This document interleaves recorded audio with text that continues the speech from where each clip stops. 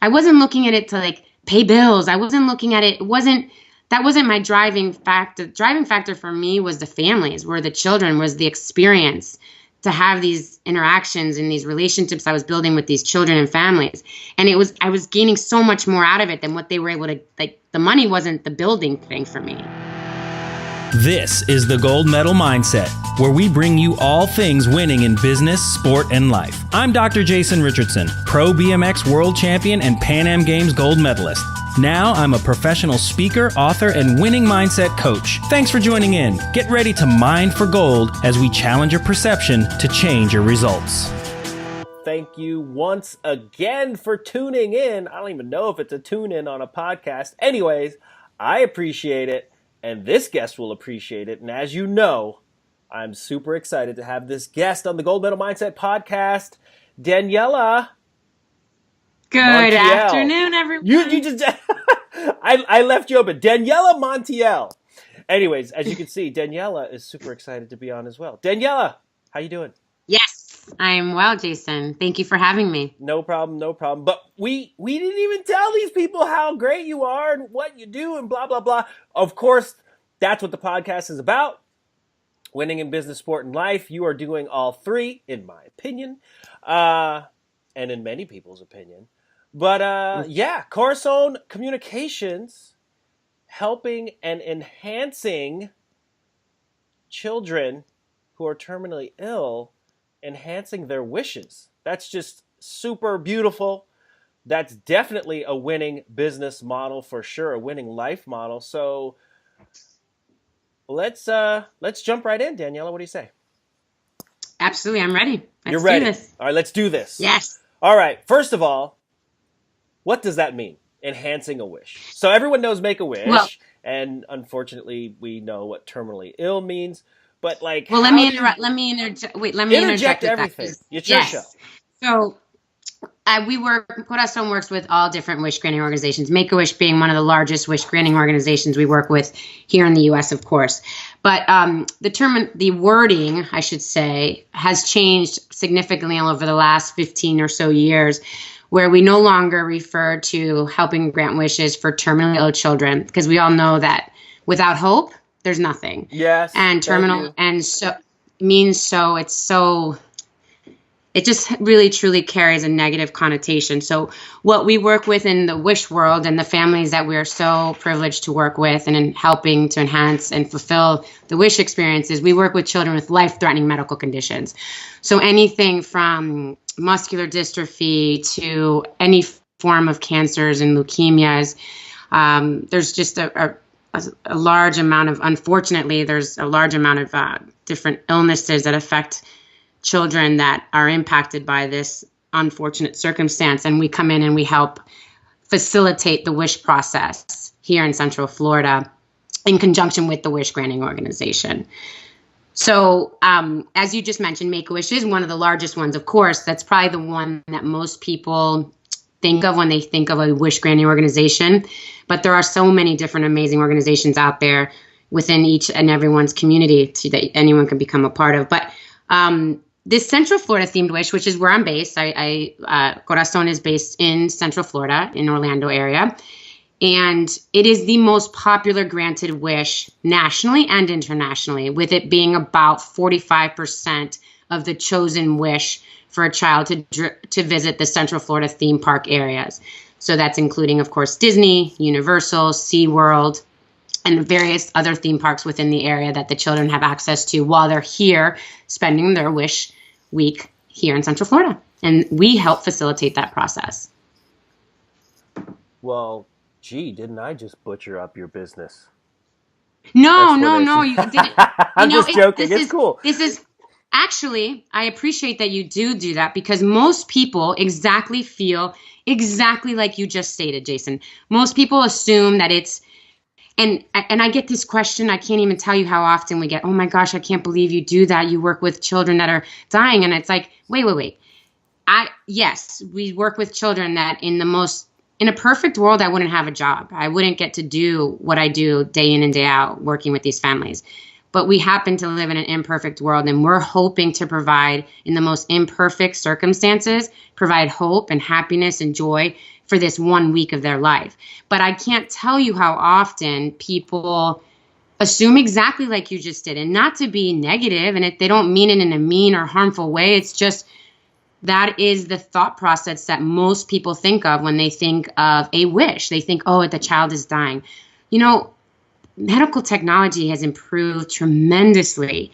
You know, I started 23 years ago, and to be honest, it started at the time when leukemia had ALL, acute lymphocytic leukemia, had a very poor rate of cure, a very low cure rate. And we're here 23 years later, and I've heard there's been talks, and I don't want to state this for being any fact, but the cure rate on ALL now is so high that I've heard there's been talks that they've even considered the possibility of not allowing it as part of a wish. I don't know that that'll ever truly happen, because that's really one of how the wishes really started was from a child that had ALL. But when I started 23 years ago doing this, I think the cure rate at the time was somewhere between 10 to 15% cure rate. And right now it's at an 85 to 90% cure rate. So just to show you that there's hope in everything, the technologies, that money into research, and all the amazing things that go on day in and day out are part of this wish experience, that I live the positive parts of it. I don't live, anything that we do when we're working with our families is not about the illness. It's not about end. It's about hope. It's about fun. It's about empowering these families to believe in the endless possibilities of life and hope. Wow. And that's what we hope to. That's what we really focus on doing. I like your explanation about imperfect world. And so I'd like to offer a little phraseology, if I may. Right? Yeah, I'd love to hear it. Yeah, well, it just hit me because you inspired me just now. Providing perfection in an imperfect world. Anyway, there you go. That's my cheesy statement of the day. So the background. Well, I think that should be the objective for anyone, right? Doing what you do. There's always issues, right? There's always problems. And if we continue to focus only on those and you're not solutions based, I don't think you're moving in the right direction. There's always things we're going to have to face that are negative or difficult or challenging, but recognizing that exists, but not accepting that that's the only. You can't just give in. I mean, you got to make a dismal situation as positive as it possibly can be. Right. It's a truth thing, and then what are we doing about it? So it just hit me that I remembered a conversation we had. I mean, we've had plenty, but I remember a conversation we had a while back, and you were saying something about. I mean, this is like back in the day, but about. I already know the conversation. It's no. It was about news. I think I know. It'd be awesome if there was a good news channel. Yes. Is that where you think it did? Was that? No, it's not what I was thinking. No, I apologize. You got me. I wasn't thinking you were going down that path, but yes, I do recall this conversation that you're referencing. Well, what conversation were you referencing? We can talk about that after, in a moment. Oh, man. Okay. Look. Well, now I have to know. What? We should talk about that now? The other conversation? Yeah, what's the other conversation? We keep it real on the Gold Medal Mindset. Okay.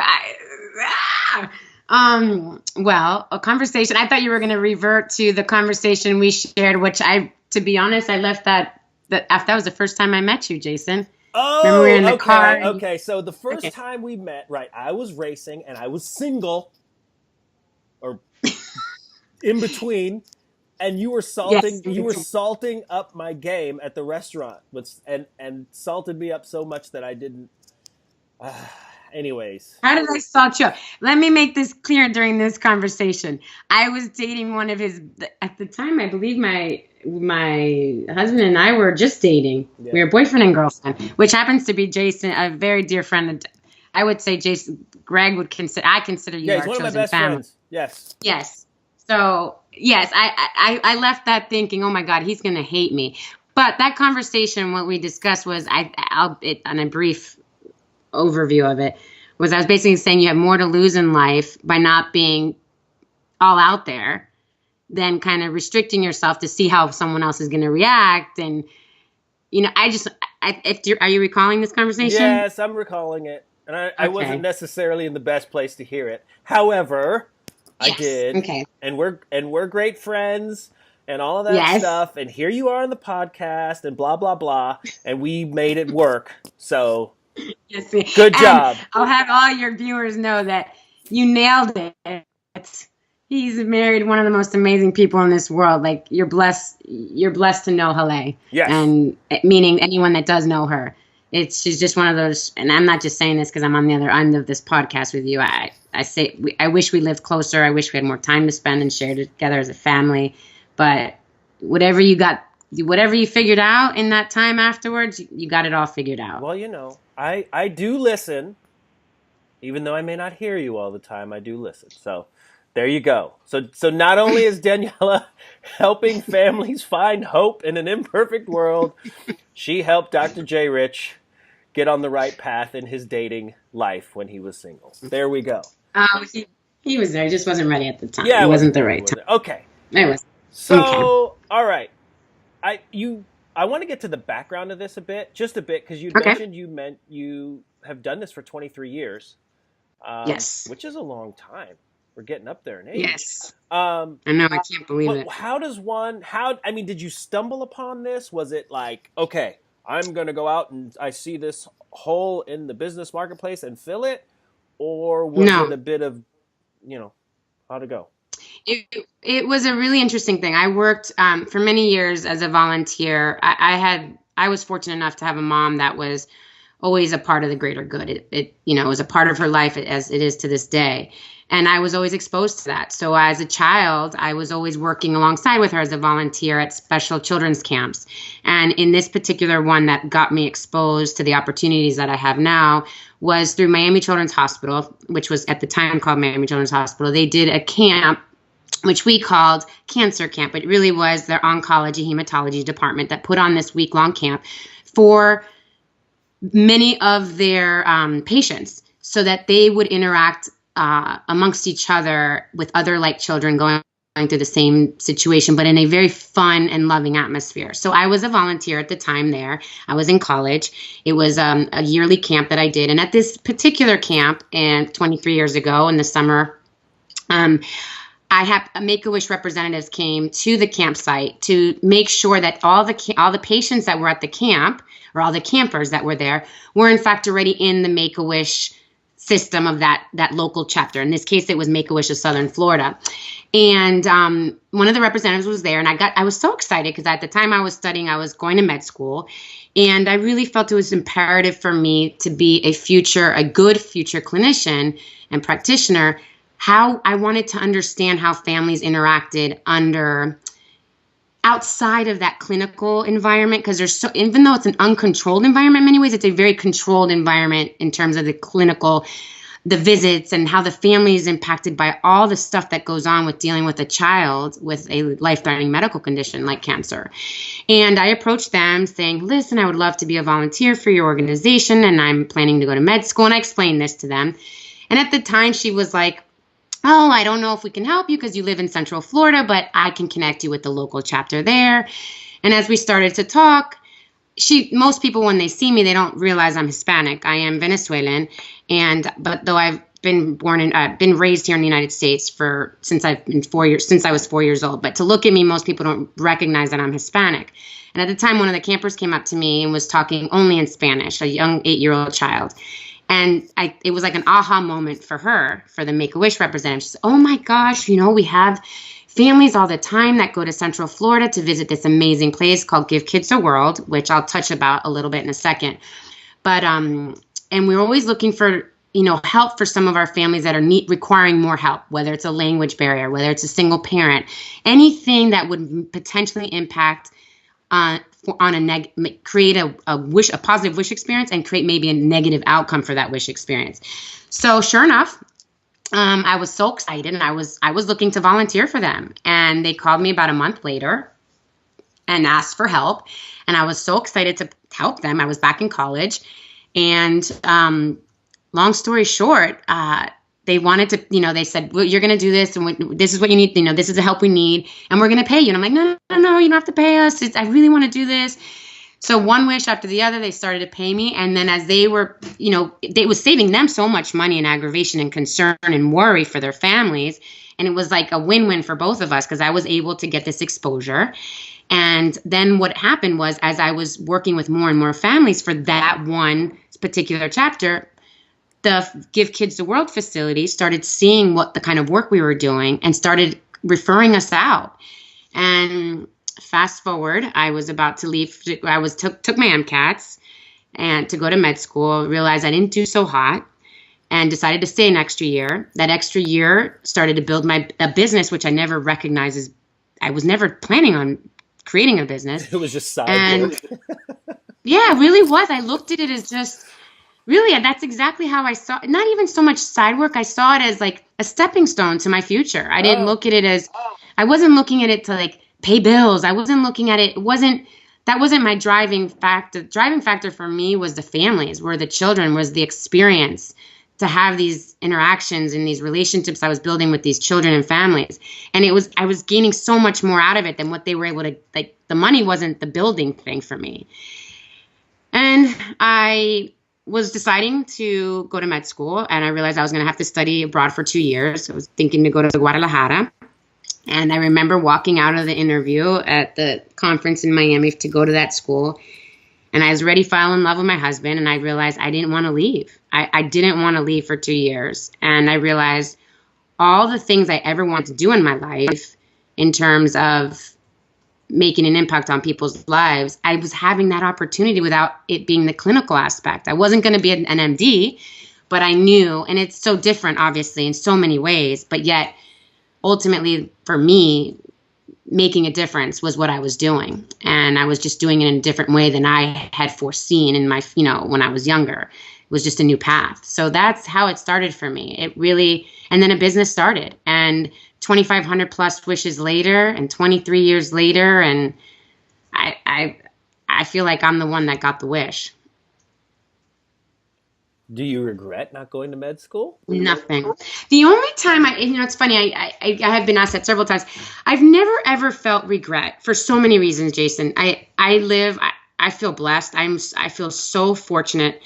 I've never had to miss a single, when I tell you a single thing of my children's activities, never. I've never, ever had to miss a single thing.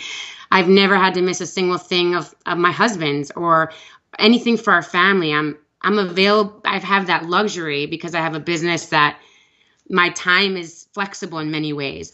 The only time I can say that I would lie to you if I said I'd never thought, what if? The few times that I've been in the hospital setting with many of our wish kids, because that is an unfortunate reality that does occur during a wish, is that a child does get sick. Being in an elevator with another young female doctor, I think to myself, I would never say it's regret, but I think to myself, well, what if? How different life could be? Would I be married? Would I have 3 children? Would I be able to balance the life that I have? I don't know. But it's the only time that I stop to think about the what if. I would never say it's regret. Got it. It's just more like, how would my stars align if I chose a different path? Exactly. Exactly. That's fair. Absolutely. So you started off as a volunteer. They wanted to pay you. You're like, no. I'm really doing this to become a better clinician. When that happens, it turns into a real thing, a real business. And then obviously you already had a passion for the families. And then it seemed like this turned into your calling, really. Absolutely. 100%. So how does it work? Like what's some of the infrastructure behind it? Well, we living where we live, that kind of brings me to talking a little bit about touching on Give Kids the World. Give Kids the World is an exclusive resort facility here in Central Florida that is primarily only for wish children and families. So we happen to have this, and it's visited by families all over the world. And it's in Kissimmee, Florida, which is about 20 minutes away from the theme parks. And this amazing human being by the name of Henry Landsworth started this organization many years ago, back in 1986, to develop this primarily for, like I said, only for wish children and their families. And they have all these partnerships with the theme parks. So we have the ability, because we live in Central Florida, and again, like I mentioned earlier, it's the largest granted wish. So we have families coming, thousands of families coming to fulfill this wish experience here in Central Florida because of its location. So because I'm here in Central Florida, I have this unique opportunity to go and continue to help all these families that are needing the help, or the foundations deem it necessary for their families. Because we don't work on every single wish family that comes to Give Kids a World or comes to Central Florida for a wish. We only work in unique circumstances. So I touched on it a little bit. So just the families that have a language barrier, a single parent, there's social issues, whether it's domestic issues, divorced parents, anything that a foundation will see as potentially hindering the positive wish outcome. So that's what we get asked.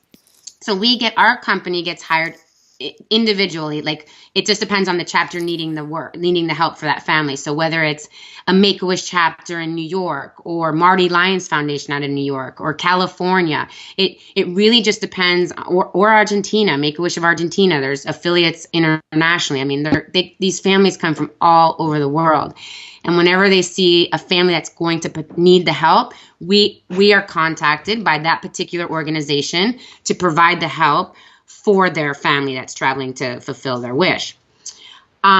The skill sets are obviously, I tell people all the time this, like, I can train my team. We can train you the theme parks inside out, backwards and forwards. We can teach you how to do the airport. You can learn everything there is to know about Give Kids a World. But if you don't have compassion as your primary reason for doing this, it won't work. Like, I can't train compassion. We can't train affection. We can't train patience. All the other things, that's easy stuff. The learning how to do a theme park in under 5 hours with a sick kid, or a child that's going to have dialysis in the morning, and making the best time that's available for that child and that age.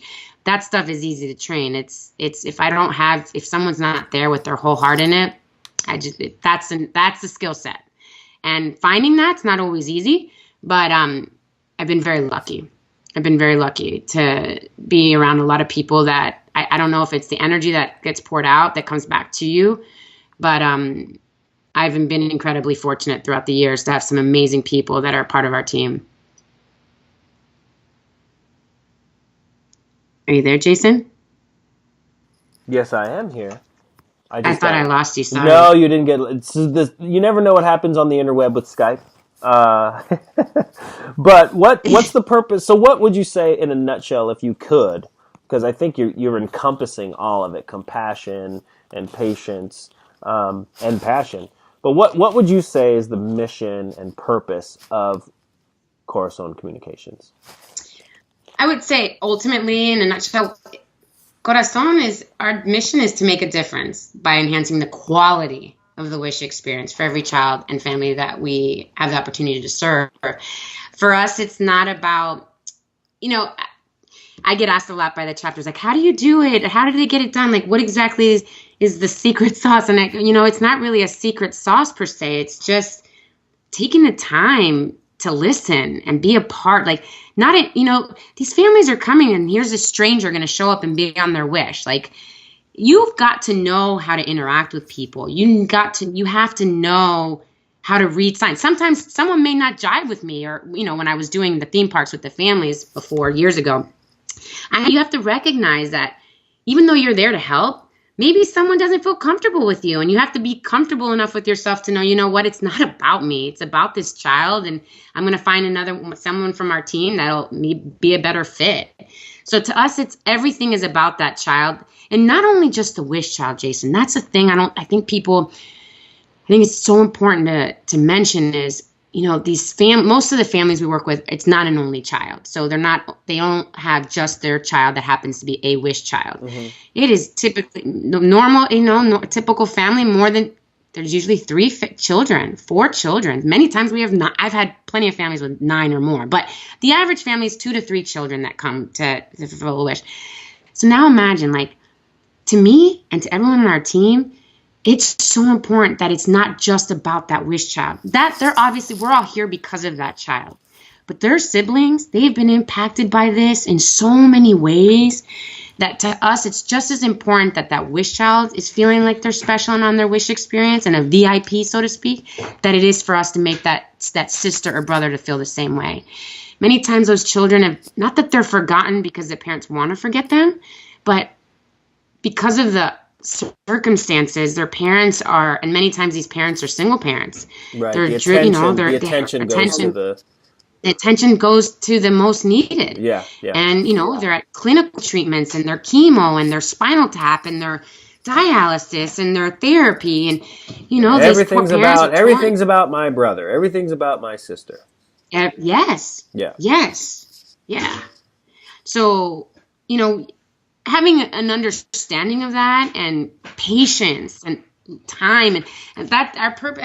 We're a purpose-driven business. We want to impart a positive experience. We want families to leave from this experience to believe in hope, to believe in happiness, to believe in the endless possibilities of a wish. Like for this child, oh my gosh, they wished months ago to go visit whatever it may be, whether Harry Potter or Mickey Mouse or Spider-Man, and then it came true. Imagine what else can come true. Right. Maybe they were told or felt that they wouldn't get better, but now they have a belief, something in their brain has now allowed them to think that the impossible is possible. Right. It's a pattern interrupt. Yes. In a great way. Yeah, it shocks. Yes. And, there's plenty, I don't need to touch on that because that's not my background, but there's plenty of science on the impact of positive experiences and the energy that it creates. And, I wouldn't know there's just so many it. studies out there. I wouldn't know anything about that stuff. Oh, yeah. Well, we know you do. That's your background. So I'm just joking. Well, now you just opened up a whole new can. I had a question on my list that was saying, what separates you from competitors? But I think just listening to you talk and speak about this and the depth and breadth of it, I think it's clear what separates you from competitors. Are there any competitors in the market? I shouldn't say competitors, but are there other people doing what you do? Well, so there's a gap, right? So when you're putting it on paper, what does a family need? So let's just say if it came down to just language, because we're not a language service company, we are a wish fulfillment company. But if let's say they wanted to see a transactional, we're not a transactional organization. We're anything but. We're all about transformational experiences. We're all about making a positive impact, not only on the life of that child, but for everyone in that family. But I think the only, yes, to answer your question, are there other language companies here in Central Florida? Absolutely. But, that it's more of a transaction, right? So they're showing up, maybe the family didn't speak a lick of English, and really no one wish granting organizations and anyone that give Kids a World or anyone that sees the families day in, day out, they don't want to see them struggle. So if there's a language barrier, that would be a struggle for the family. So there are other language companies in Central Florida, like interpreting, translating companies, and it's just a transactional experience. So they're showing up, they're giving them the information, they're telling them what they said, they're telling them where to go and what to do, and it's not what, even though we can provide a language service that's embedded into our wish fulfillment service, there's no comparison whatsoever. The only comparison is, do they speak Spanish at X company? Does Corazon have someone who speaks Spanish? Yes. That's the only way you could say that they're equal. Well, I don't think anyone's equal to you. How about that? Well, I would say our team would probably agree with you wholeheartedly, and any family that's ever worked with us or foundation that's ever worked with us would feel the same. But of course, there's choices. I think choices aren't a bad thing, but it's certainly the only way I could say that we would compare is just in that, in the transactional aspect, does X, Y, and C company have someone that speaks Arabic? Yes, they do. Does someone at Corazon, our skill set is working with wish children and families. Those other companies, although they work with families, maybe in the private sector, maybe in the convention arena, maybe in, they work with families, maybe in a medical setting, translating or interpreting at a doctor's appointment. Our skill set is working primarily with children and families. Yeah, but you're not there to interpret an experience. You're there to No, to value add to the experience. So absolutely. I think that says it all. So I got to think that you doing this for 23 years and doing well at it and having it grown as big as it has probably led to some other avenues, such as children's rights advocacy, or maybe, pleading your case, not even pleading your case, but just kind of talking about what you do to different medical groups or conferences, all those other things. But is there a children's rights children's rights advocacy piece, associated with what you're doing?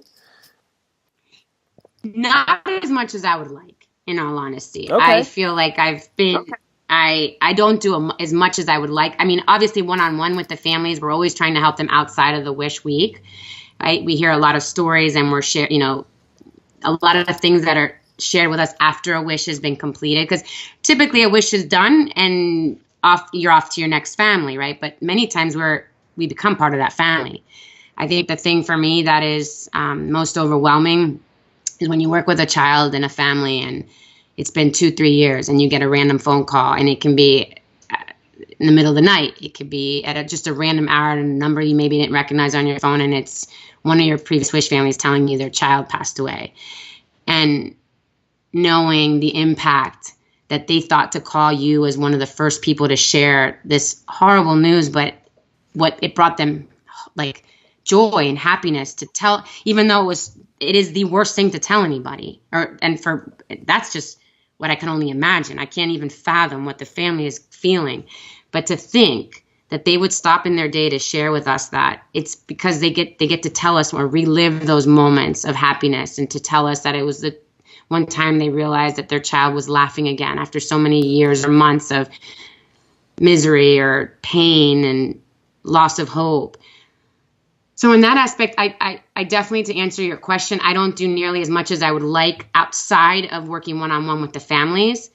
But I hope that as I continue, that you'll see me doing more and more of that. So or our team doing another question just popped up in my head. How many families? I mean, what is the average? How many families do you serve in a given year, roughly? I mean, 23 years. I mean, that's a lot of touches. That's amazing.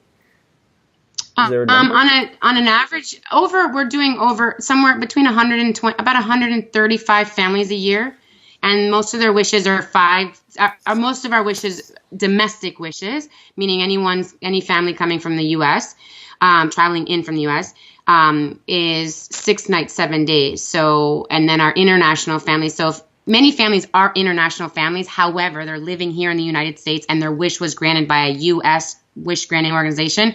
Even though they're an international family, they would be considered a domestic wish. But those families that are literally physically traveling from an international country, their wishes are 7 nights, 8 days. So you figure the numbers, it's a lot of days, and working with, right. But not only is it just not only is it just the kid, it's the siblings, as you've mentioned before, and the parent or parents, and then whatever other people are with them on that wish. So there's a lot of advocacy in and of itself, just kind of inherent in your work, in my opinion. Yeah, absolutely, yes, and I think back to that point I mentioned earlier is,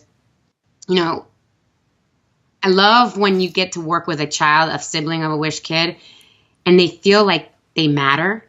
That is such a beautiful thing to be a part of, because for the first time they're being asked, what do you want to do? You want to ride a roller coaster? Like maybe their sibling that has been granted the wish is 3 and this child is 15. Like the 15-year-old doesn't exactly like Dr. Seuss as much as a 3-year-old.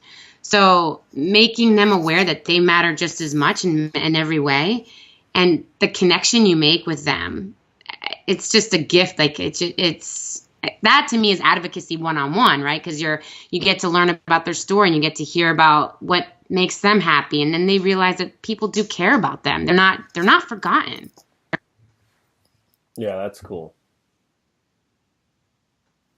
That's cool. Do I still have you? Me or the team I work with, they're all really, really they all have had some kind of connection to Wishes in some way. They either have been volunteering for not-for-profits for many years, whether it's in abuse shelters or in in the same type of work that I did in the past, or working as volunteers for a local Wish chapter, or even Give Kids the World, the hospital. So all of my team, they've all have had some direct, whether they had a family member or a sibling that has dealt with a life-threatening medical condition. They all have some direct link to understanding the intricacies of the experiences these families are going through. Nice. So how big is your team? I'm sorry? I said, how big is your team? 20 people at any given time. It just really depends on the season, because the thing about Wishes, it's not that it's all year long, but it's pockets of seasons. So whenever kids are off from school, because the children miss so much school to begin with, due to the illness, the thing the parents want to do when they're traveling with their children is select a time frame that they're already off from school. So whenever anyone's kids throughout the country are off from school, is typically when wish granting organizations are most busy granting, or fulfilling, I should say. Right. Fulfilling that wish. So it's not right this time of year. It's a very busy time of year. The holidays, summer, spring break, then summer, and then you have like certain pockets throughout the year that are a little slower, but you have constant. There's constant wishes. It's just not as busy per se. Right. So somewhat seasonal, but so up to 20 people. So that's quite a bit of plate spinning. Yes. I mean, that's a real company, a real business, people expecting, a real paycheck to go pay their real bills. So that's amazing. So let's switch gears, because the Gold Medal Mindset is all about business, sport, and life, right? So we covered business, and your business is helping people enjoy and maximize their experience in life, which is sweet, and giving them hope. But here's what I know about you. I know you're competitive too. And I know you have 3 kids as well. So, What the hell, Daniela? How do you, right? And when I say competitive, it's like triathlons, it's riding, it's running, it's a lot of painful training, in my opinion. And I've met your kids, and your youngest is quite has quite a bit of energy. Yes. How do you do it all? Well, honestly, fitness has been my life. It's been a part of my lifestyle all my life. I mean, I can't think of a time in my life that I wasn't doing something competitively, whether it was horseback riding competitively or running and track in high school and college for a little bit. It's my makeup. But I can't imagine being successful at any other aspect in my life whatsoever without fitness. Like, I wouldn't have the energy, the stamina, the mindset to handle all the things that come in life, right? You just can't.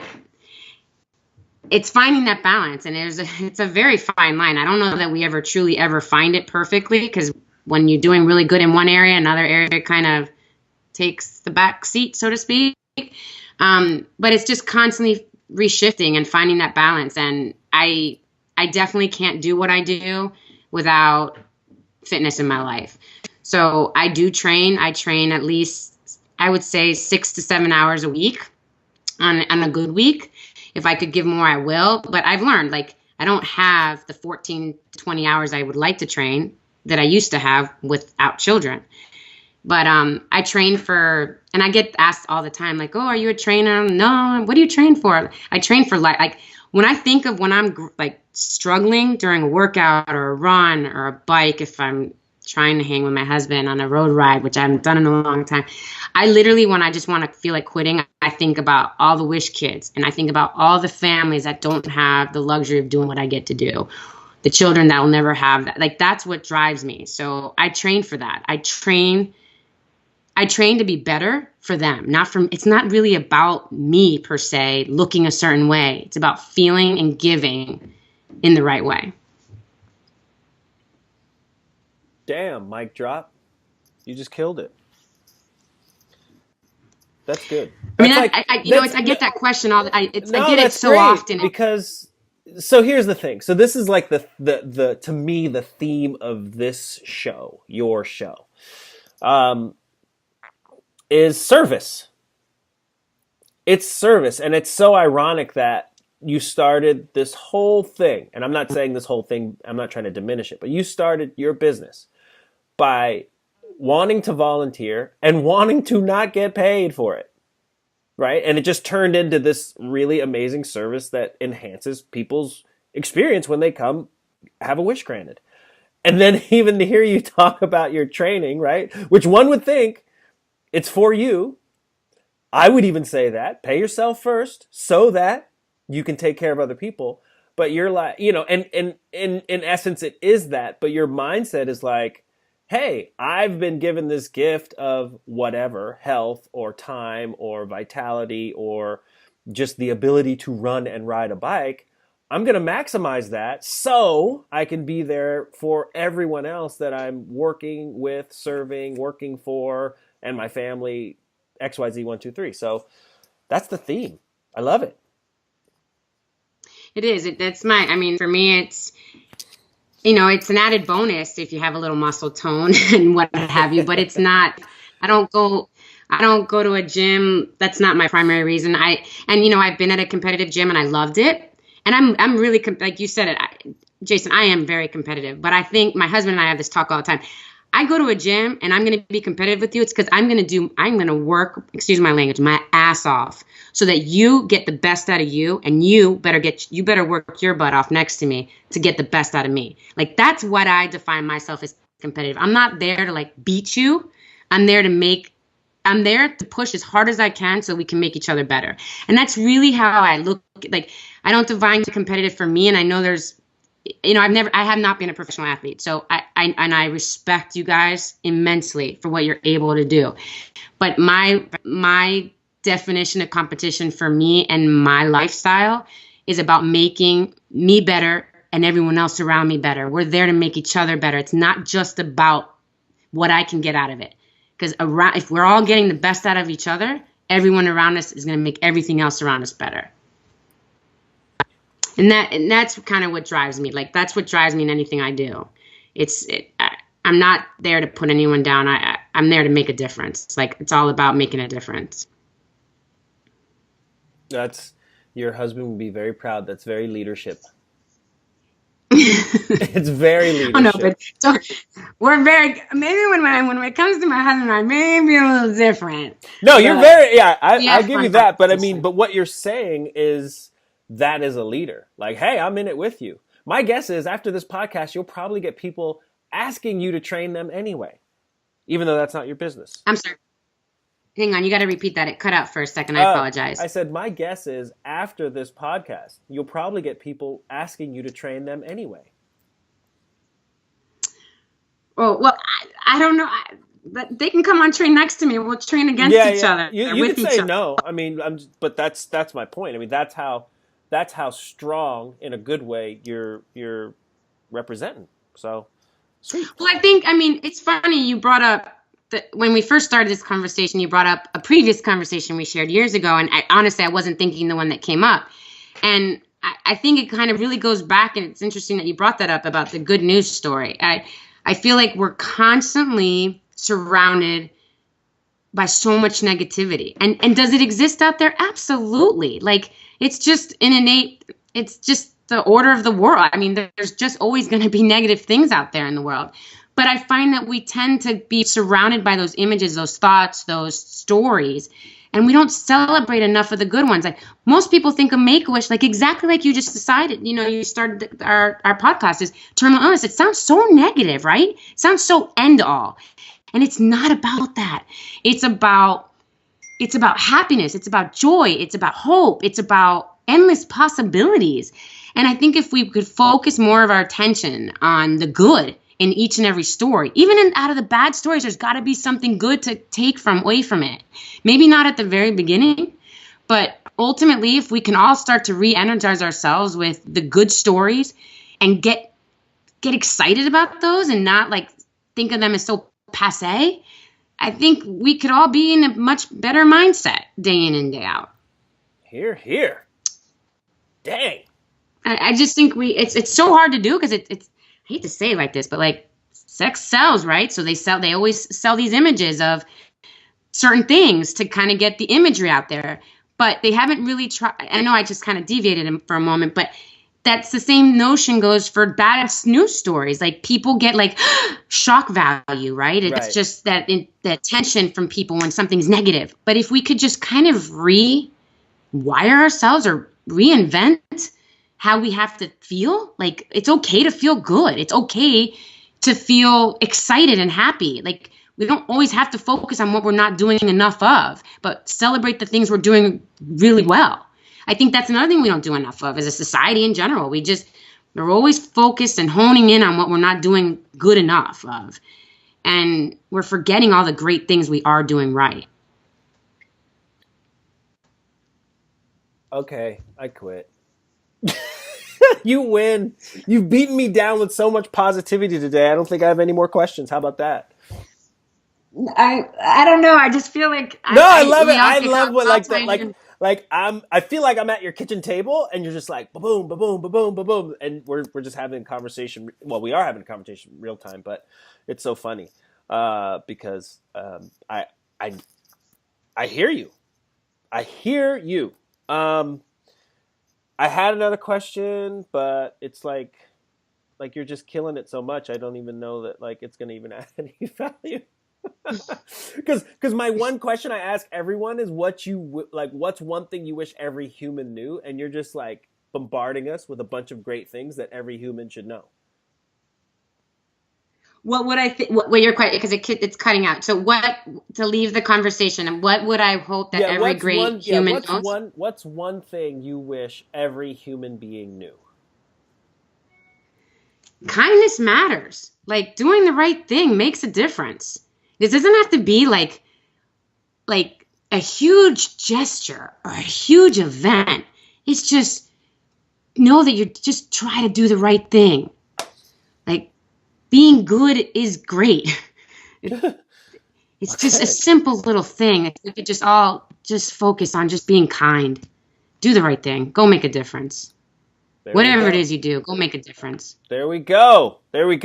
So I think I'm going to have you back on the show. Kind of like them apples, because there's all this other stuff about being a woman in business and minority business and tips and stuff like that, because you are a small business owner and you've been successful. So I think there's a lot of gold nuggets we can extract from that as well. And maybe even have you and Greg on at the same time. Power couple. Oh, it'll be so much fun. My husband Greg is, I don't know if you guys recently, I loved this moment, this thing Greg and I caught on TV the other day. And I'm not please know that this is no intent of sliding in any politics into this.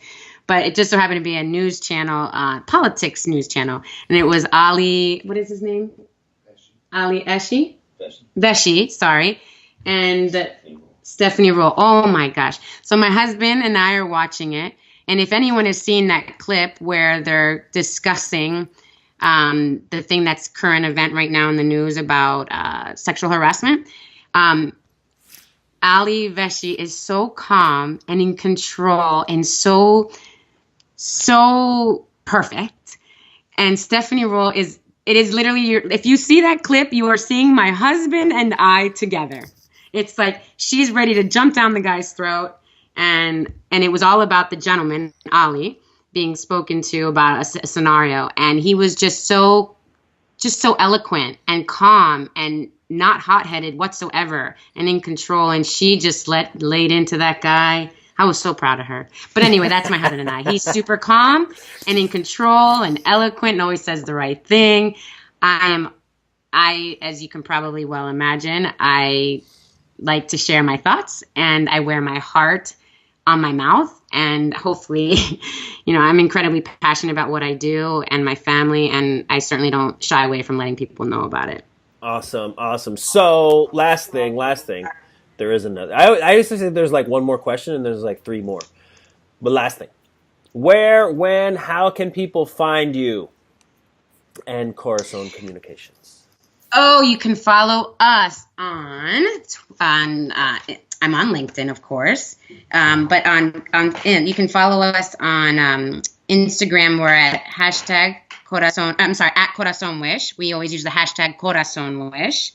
You can follow us at you can reach out to me via email at corazoncommunications@gmail.com. And Corazon is, and just so people know, the reason it's not, I always say this in a jokingly manner, but corazon is a term of endearment in Spanish. It's a way of, and it's not a dating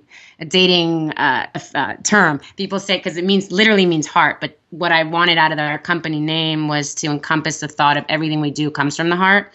And corazon is the best way that I could figure how to let people know that we truly do it from the heart. But corazon, our email again is corazon, CORAZ as in zebra, ON as in Nancy, communications, plural, at yahoo.com or at gmail.com. Okay. And at Corazon Wish on Instagram. Wish. Yes. All right. And Facebook as well. Sorry, Facebook as well. All right. Well, we will have links in the show notes and all of the above.